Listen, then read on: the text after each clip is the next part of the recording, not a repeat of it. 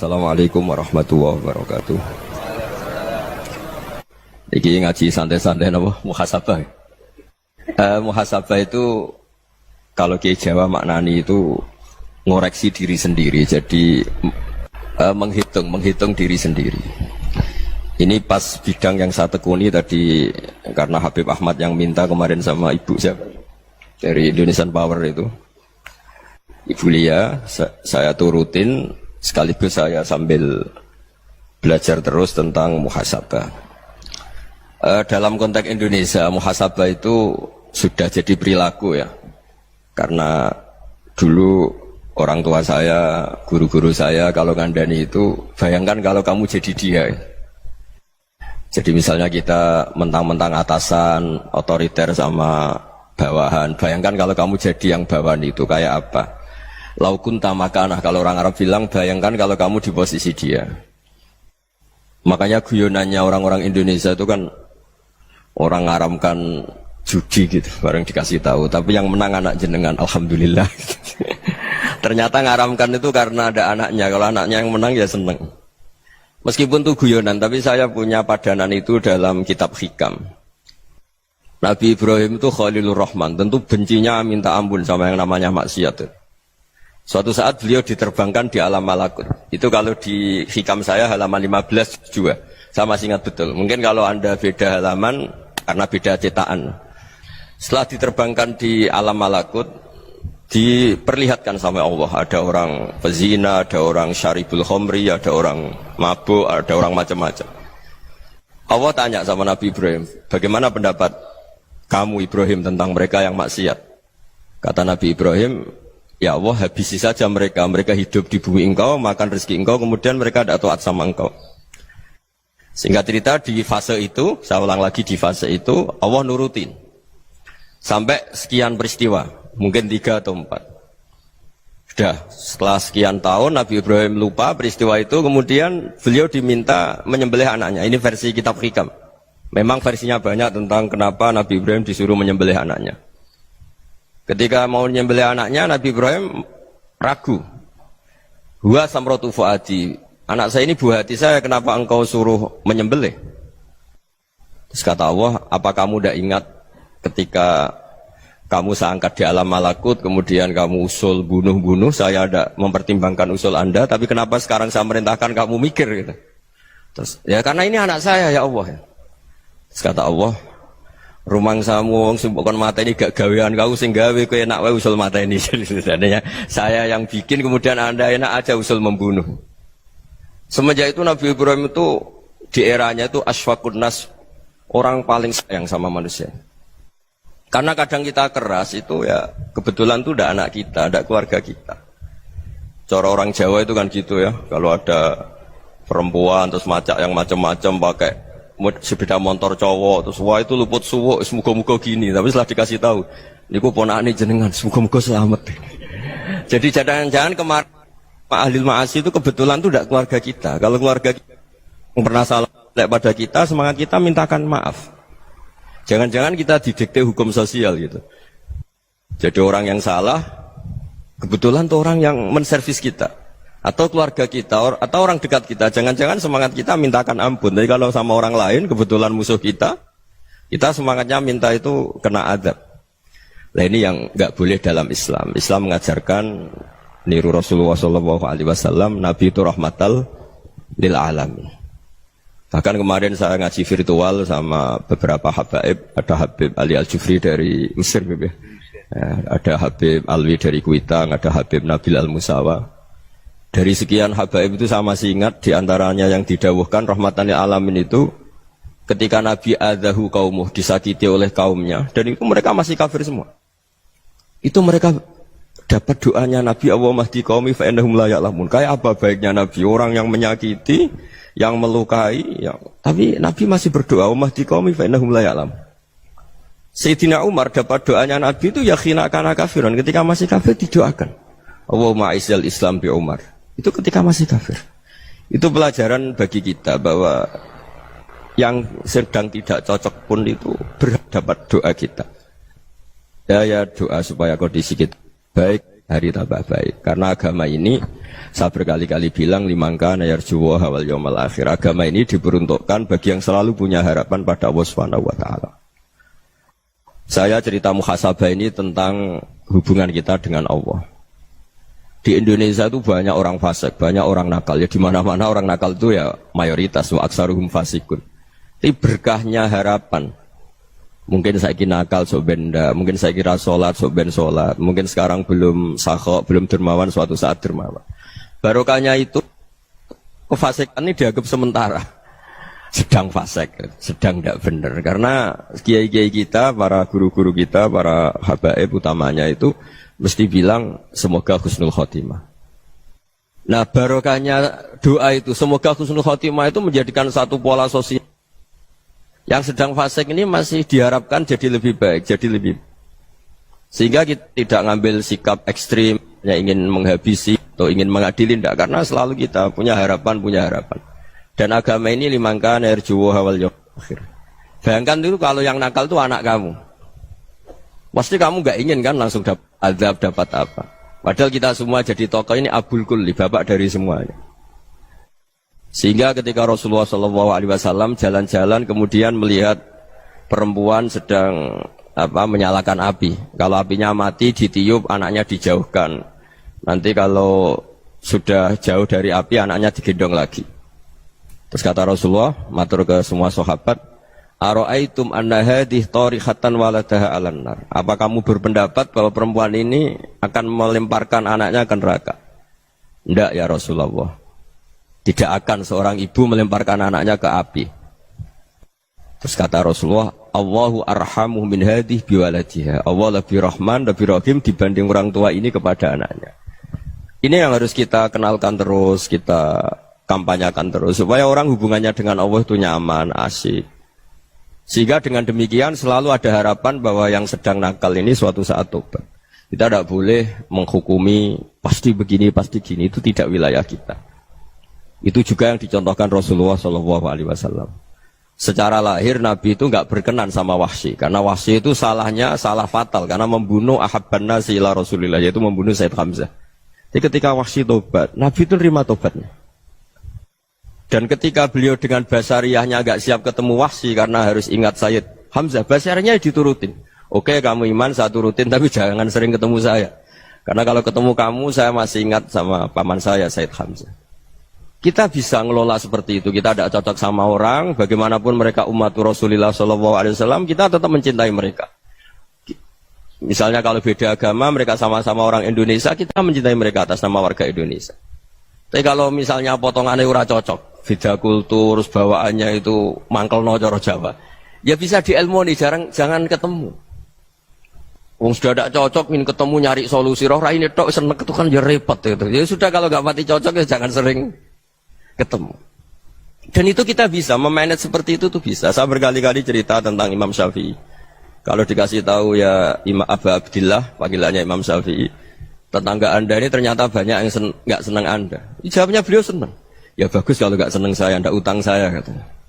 Jadi gara-gara saman seneng aku ngatur aku ini kan. Nunggu saman rasa seneng kan ya enak. Jadi hidup itu dianggap happy. Kalau seneng ya teman silaturahim, kalau nggak seneng ya nggak bakal utang gitu. Baru kaya seneng itu nggak ganggu. Gitu. Jadi dulu itu orang bisa ngelola seneng ndak seneng itu bisa. Karena ada kearifan hubungan dengan Allah Subhanahu wa ta'ala. Hidupnya selesai karena masyghul bi dzikrillah, mereka sibuk dengan Allah. Makanya kata ulama-ulama tasawuf, kamu jangan melihat manusia perilakunya, tapi kamu juga harus ingat yang gerakkan semua itu Allah Subhanahu wa ta'ala. Dengan demikian kita farah, kita senang. Makanya Nabi kalau ngutus Anas bin Malik kemudian enggak kesampaian yang diinginkan karena Anas main, ketika garwa-garwani Nabi agak tersinggung, Nabi andikan Allah menghendaki yang saya inginkan kesampaian, pasti itu kesampaian. Jadi dianggap kegagalan Anas gak manggil yang dituju Nabi itu ya kersane Allah, ya enteng saja. Sayyidina Ali lebih parah lagi yang dialamin. Itu dalam beliau kalau dipanggil itu gak cepat-cepat ke sana. Ketika ditanya, kenapa kamu tak panggil gak cepat ke saya? Amin tu ukubatak. Karena aku tahu kau orang baik. Orang baik itu pemaaf. Jadi makanya orang-orang soleh dulu itu bodoh itu. Makanya sekarang kalau ada orang bodoh itu mesti bidik orang soleh. Kalau orang-orang soleh itu kakean husnudzon akhirnya sering dibodohin. Abdullah bin Umar itu masyhur itu. Kalau ada budaknya sering sholat, sergap sholat itu dimerdekakan. Akhirnya enggak sholat pun pura-pura sholat.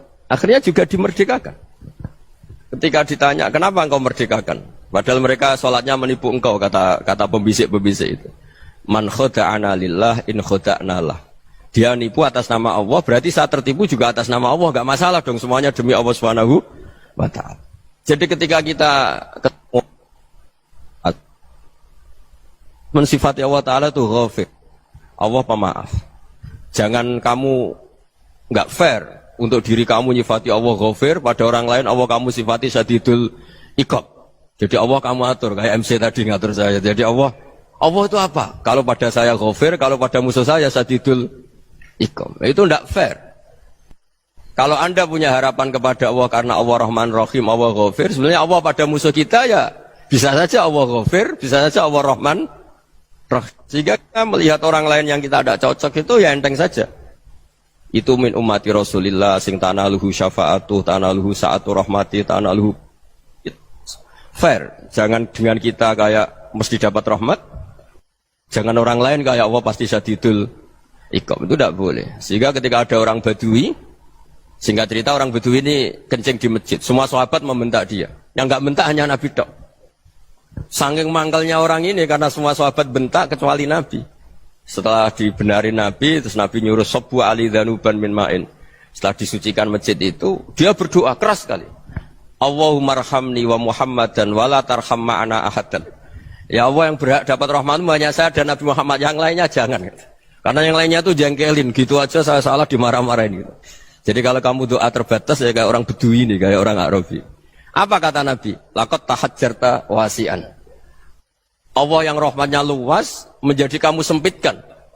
Karena kamu mau atur Allah hanya rahman pada Indonesian Power, pada NU, pada kita, yang orang lain nggak perlu dapat. Itu kan kasihan Islam, karena Islam terus nggak dimiliki semua orang. Allah nggak dimiliki semua orang, Rasulullah nggak dimiliki semua orang, karena di NU, di ormas tertentu, di nggak boleh seperti itu. Nggak boleh tahajjarta wasi'an, kata Nabi, nggak boleh mempersempit zat yang rahmatnya itu luas. Ini semoga etika ini kita pakai di Indonesia. Yang sedang fase kita harapkan lebih baik. Yang sedang nggak dapat hidayah kita doakan dapat apa? Hidayah. Masyhur kan, makanya tadi saya mohon sama Habib Ali supaya Habib Ahmad supaya tetap mahalul qiyam, tabaruk sama Habib Ali. Di antara doa-doa di Simtud Duror masyhur itu antuqa bilal mudhniba minnah bil ghufran wal musi'ah bil ihsan. Jadi harapannya para habaib, para orang-orang baik dulu ya, semoga yang dosa itu dimaafkan, yang sedang salah dibuka, bikin lebih baik. Nabi itu tugasnya juga gitu. Wastaghfir li dzambika walil mu'minina wal mu'minat. Nabi itu tugasnya juga memintakan ampun yang sedang salah. Nah ini cobalah jadi etika kita, muhasabah kita. Jadi muhasabah itu cara berpikir kita set, kita pikir ulang. Ternyata semangatnya seorang Nabi itu wastaghfir li dzambika walil mu'minun. Semangatnya itu memintakan ampun. Orang ahli tafsir tahu semua kalau Nabi itu tidak mungkin dosa. Jadi itu khitabun lin Nabi wa urida bihi ummatu, itu khitab Nabi, tapi yang dimaksud itu umatnya, karena Nabi tidak akan mengalami dzambun, tidak akan mengalami dosa. Sekarang enggak, kadang-kadang kita ini kalau orang lain salah itu semangat. Kalau di perusahaan ada teman salah, apalagi pimpinan salah itu seneng. Barokahnya salah bisa ganti kan gitu.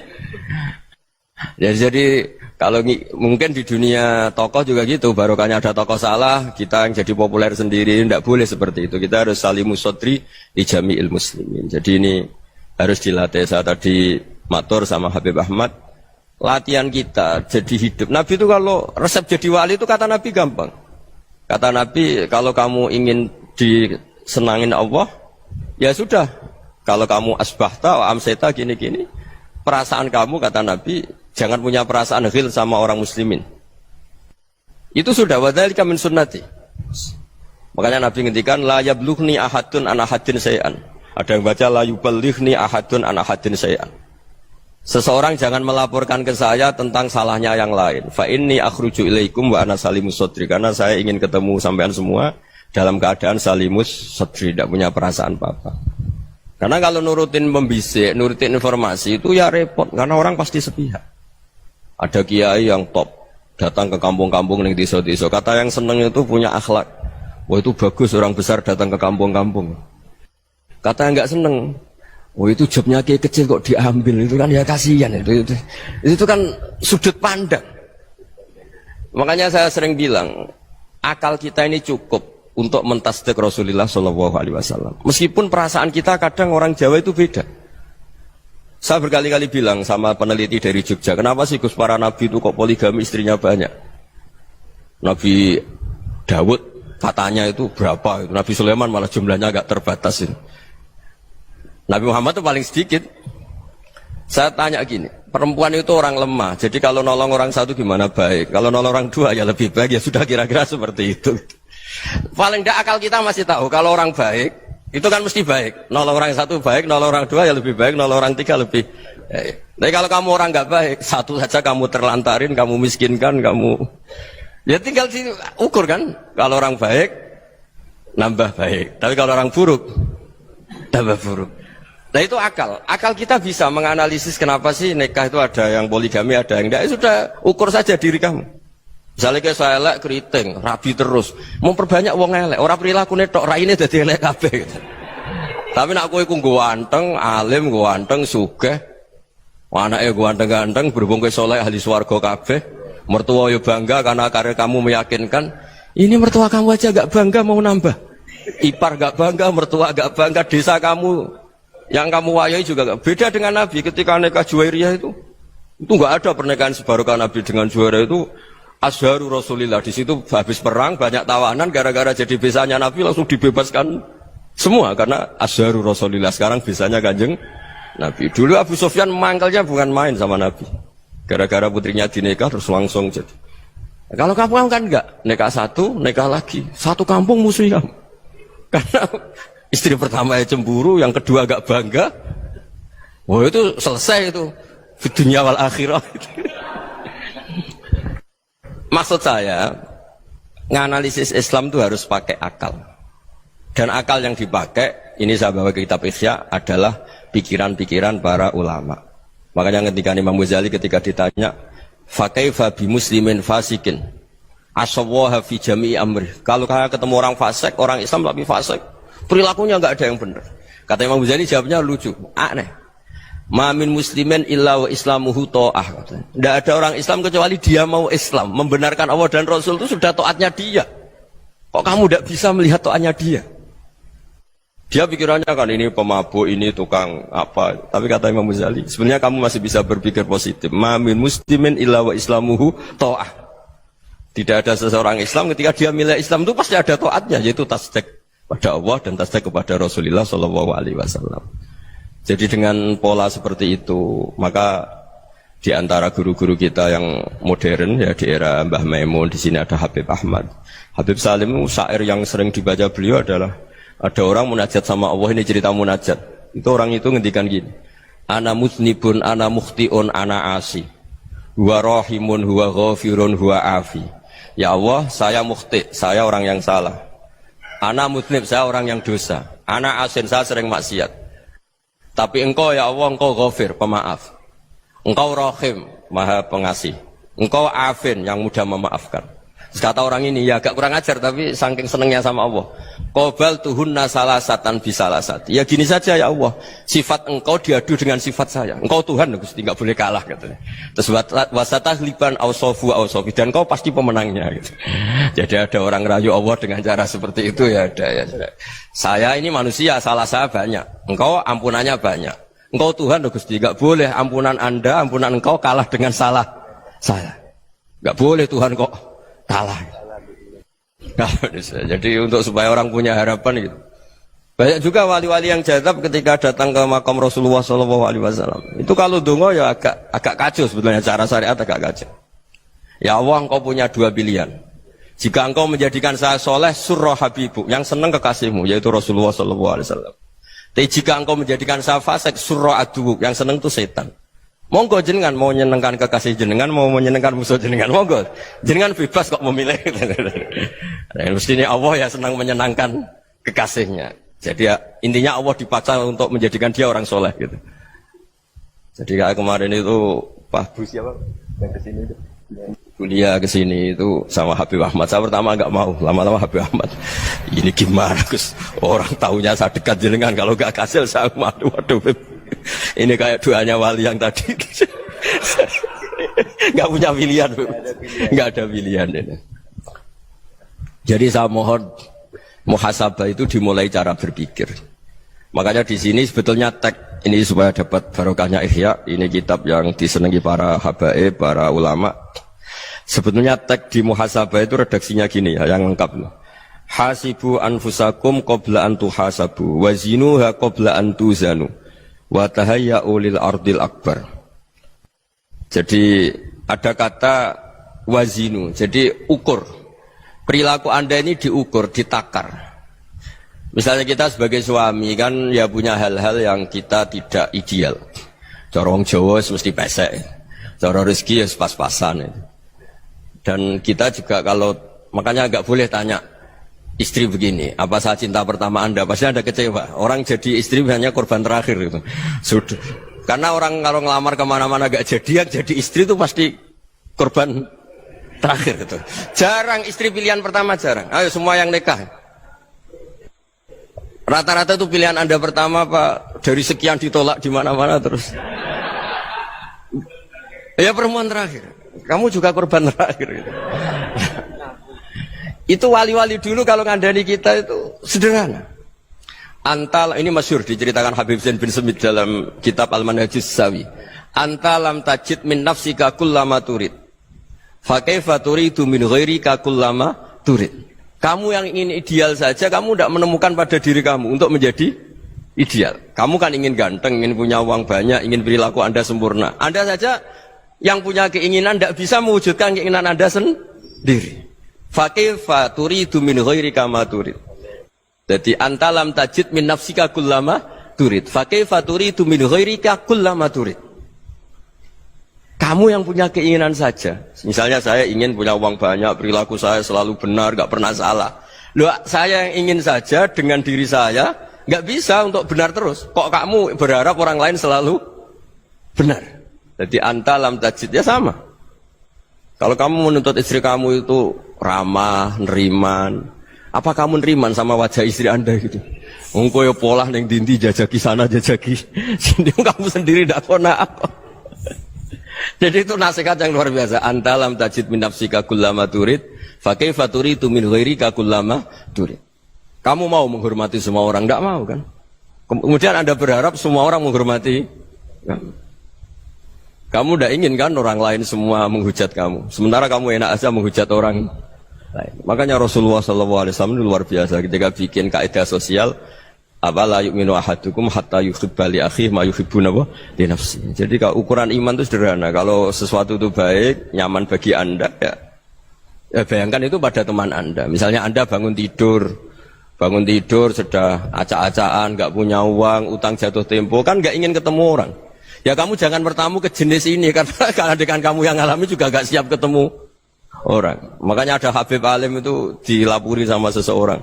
Beb, dulu teman saya itu ketika saya kaya itu sering main ke saya. Setelah saya miskin, mereka tidak main ke saya. Kata Habib itu bagus, sunnah Allah begitu itu bagus. Coba kalau kamu dulu kaya, teman kamu main kan kamu gaya. Di rumah ada makanan, bisa hormat tamu. Setelah kamu miskin jadi buruh manol di pasar atau buruh bikin boto, teman kamu datang, malu enggak kamu? Mendingan enggak datang itu. Akhirnya baru, oh ya alhamdulillah kalau gitu. Loh ya kan dulu teman kita datang, kita ada Alphard, istri cantik, rumah bagus lah, kita miskin, buruhnya orang pas dibentak-bentak, teman kamu udah datang. Milih datang apa enggak kalau setelah kamu jatuh? Enggak kan? Jadi barokahnya ilmu itu terus. Ya, tapi kadang-kadang orang tuh, wah setelah saya miskin teman-teman enggak kasih ke sini. Ya kalau kamu sudah jatuh, teman-teman kamu situ jadi tontonan. Ya mulai sekarang cara berpikir itu dirubah. Dulu yang namanya kiai itu kalau diundang orang itu ya agak-agak senang. Semenjak saya itu agak rubah. Mengundang kiai, ngatur kiai itu tak haram-haramkan ya ada lumayan lah sekarang itu sudah mulai agak beretika.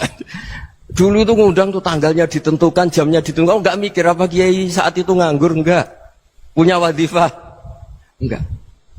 Dia milih tanggal yang dia nganggur, enggak mikir pas itu kiainya nganggur apa, enggak. Ya saya hanya cerita aja, kamu tersinggung ya monggo, boten ya monggo itu kan. Jadi saya mohon lah supaya tadi saya juga matur ke Habib Ahmad. Jadi untuk orang merasa ikut sunnah Rasul itu gampang sekali kata Sayyid Muhammad. Dulu Nabi berpakaian ala daerahnya. Kalau mikot ya pakai mikotu baladi. Karena Nabi orang Madinah dan beliau berdomisili di Madinah ya misalnya mikotnya dari Bir Ali misalnya. Tapi kalau anda orang kawasan Tanim mau umrah ya dari Tanim. Misalnya kawasan Jirona ya dari Jirona. Artinya apa? Kamu ngambil mikot karena Nabi mikot misalnya dari Bir Ali.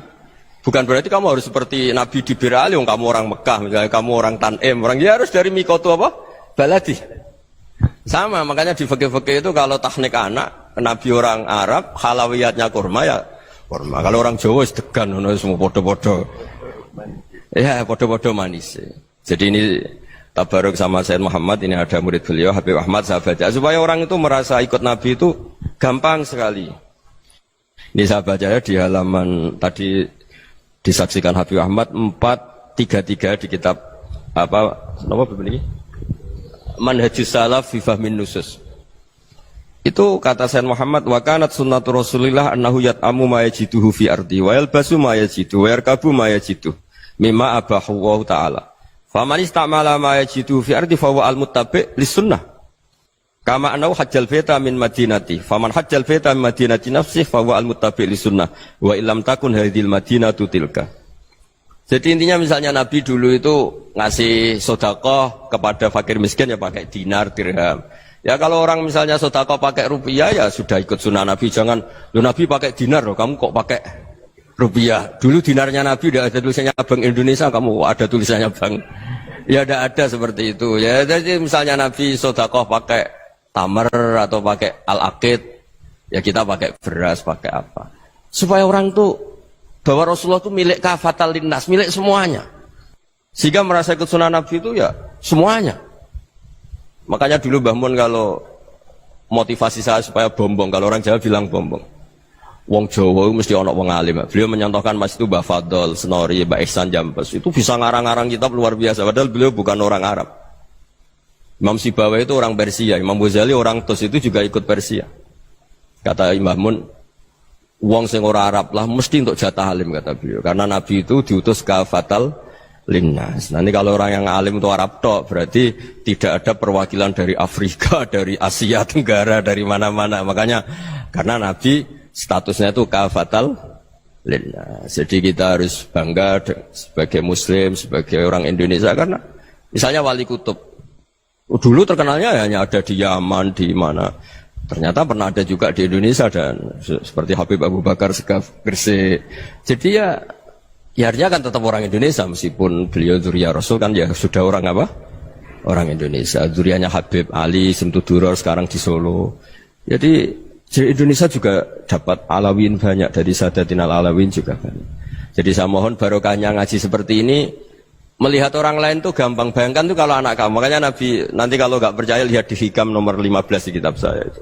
Di situ dijelaskan oleh Hikam, jangan-jangan semangat Anda pada orang yang maksiat, pada orang yang keliru supaya dihukum itu karena kebetulan itu udah anak Anda, itu udah keluarga Anda. Coba kalau itu keluarga Anda. Makanya kalau saya guyonan di Jogja itu, ada pembantu mecahkan piring terus dimarahi majikannya. Saya mesti guyon gitu, pasti itu pembantunya tidak cantik. Kok bisa Gus? Andai kan cantik dan kamu senang mecahno piring satu, piring 1000 ora iso ngamuk kowe.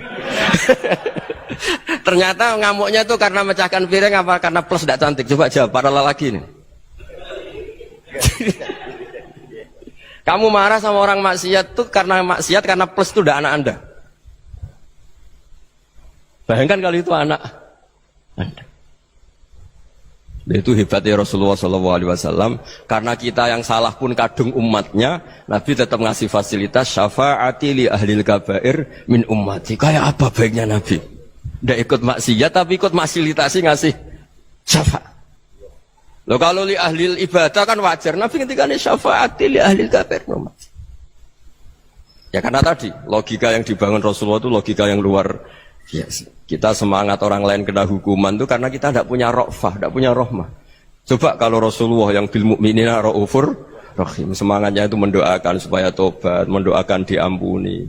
Dan itu juga yang diperintahkan oleh Allah Subhanahu wa taala, wastaghfir li dzambika walil mu'minina wal mu'minat. Ya semoga barokahnya ngaji ini, barokahnya Habib Ahmad, barokahnya Maulid Simtud Duror, barokahnya semua kitab Madaih, Tibak Barjanji semuanya, barokahnya Ikhya, barokahnya Said Muhammad, barokahnya guru kita semua, Mbah Maimun, bapak saya.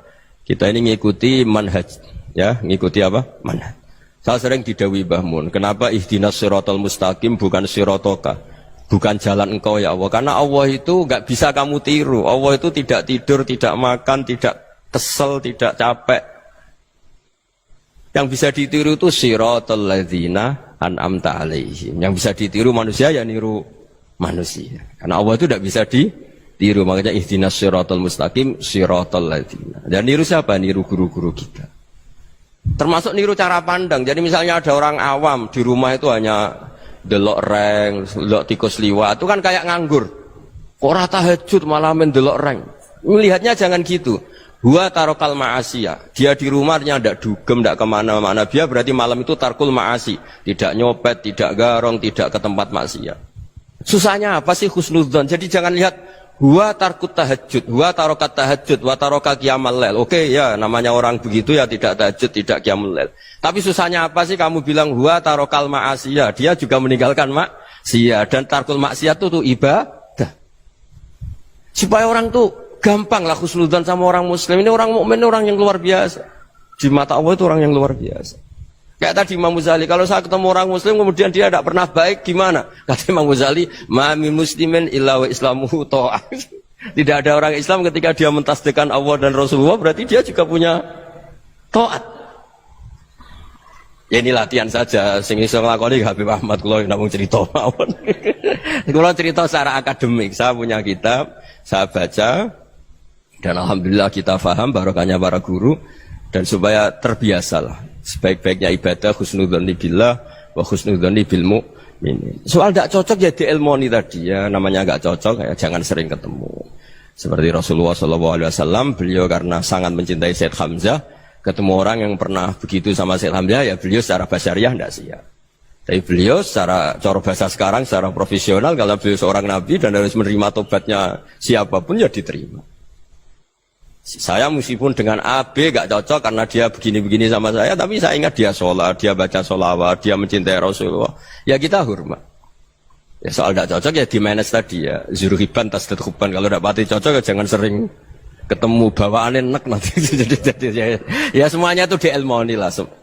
Makanya ngendikane Ma'ruf Al-Qurhi ada yang baca Al-Kharki, mangqala fil yaumi salasa marrat wa marham ummat Muhammad kutiba minal abdal. Karena semangat mencintai siapapun satu hari sering baca marham ummat Muhammad, wa ma asli ummat Muhammad, wa ma tajawaz an ummati Muhammad. Itu mesti kutiba minal abdal. Dia pasti termasuk wali abdal. Maksudnya semangat mencintai. Ya dilatih lah. Misalnya Indonesia Power atau PLN, andai kan tidak ada PLN itu kayak apa? Orang nggak bisa ngaji, tidak bisa aktivitas, ya barokahnya ada PLN, barokahnya jasanya. Kita sadar, tidak semua kebaikan kita ini memenuhi keinginan orang banyak. Gitu. Orang banyak ingin listrik, ingin saluran apa, dan itu kadang yang mewujudkan orang lain atau kelompok lain. Ya karena itu manfaat ke orang lain ya kita doakan, karena khairun nas anfa'uhum linnas. Sehingga kita terbiasalah ngakui orang lain. Seperti semangatnya Rasulullah SAW, semuanya itu didoakan, semuanya diinginkan kebaikannya. Bahkan Nabi gak putus asa sampai di akhirat. Ketika Nabi lain sudah putus asa karena sudah akhirat, sampai dimintai syafaat semuanya bilang nafsi, nafsi. Karena merasa semuanya gak punya nyali di depan Allah. Karena ini sudah akhirat, sudah finish. Tapi apa Rasulullah? Analah. Ya sudah, saya sanggup mensyafaati kalian. Terus kata Nabi, fa'atiyal arsya. Saya mendatangi aras fa'akhirru lahu sajidan, saya sujud wa ahmaduhu bima hamida 'allamaniha rabbi. Kemudian saya tetap muji Allah dengan pujian yang terus menerus. Padahal sudah di akhirat, sudah finish. Nabi dimintai syafaat masih sanggup karena Nabi tahu akhirat tidak bisa mendikte Allah, tidak bisa Allah terus bilang, "Ya Allah ini akhirat, engkau sudah tidak boleh mensyafaati." Tidak bisa. Allah tidak bisa diganggu akhirat. Allah tidak boleh dibatalkan rahmannya oleh akhirat. Allah tetap Rahman Rahim abadal abad. Dan Nabi tahu itu. Makanya kata para ulama, fa Muhammadun ahmadu min ghairihi. Jadi Nabi Muhammad namanya dua, yang terkenal. Sebenarnya banyak yang terkenal dua, Muhammad sama Ahmad. Ketika Nabi punya nyali memuji Allah di akhir akhirat atau sudah di akhirat itu fa Muhammadun ahmadu min ghairi. Ketika nabi lain sudah tidak punya nyali muji Allah karena sudah akhirat, Nabi Muhammad tetap berani muji Allah di saat seperti itu. Makanya ahmadu di situ kata ulama itu af'al tafdil, fa Muhammadun ahmadu min ghairi. Kanjeng Nabi lebih memuji Allah di saat yang nabi lain sudah tidak punya nyali untuk muji Allah di saat itu. Makanya kata Nabi fa akhiru lahu sajidan wa ahmadhu bi mahamida 'allamaniha rabbi. Akhirnya setelah lama gitu terus Allah ngendikan ya Muhammad irfa' ra'sak wasal tu'tah wasfa' tusyaffa. Sudah Muhammad, angkat kepala kamu minta apa saya turutin, dan kalau kamu ingin mensyafaati umatmu saya beri hak apa? Syafaat. Nah, semoga semangat itu juga menjadikan kita munajat bahwa rahmat Allah tidak terbatas, harapan juga tidak terbatas. Mungkin yang sedang nakal ya kita katakan sedang, jangan terus kamu pastikan wah ini mesti suul khotimah, mesti tidak orang baik. Tidak, agama ini liman kana yarju wal yaumal akhir, selalu bagi yang punya harapan. Ya, mugi-mugi dapat barokah semua. Mantu dengan kata wassalamualaikum warahmatullahi wabarakatuh.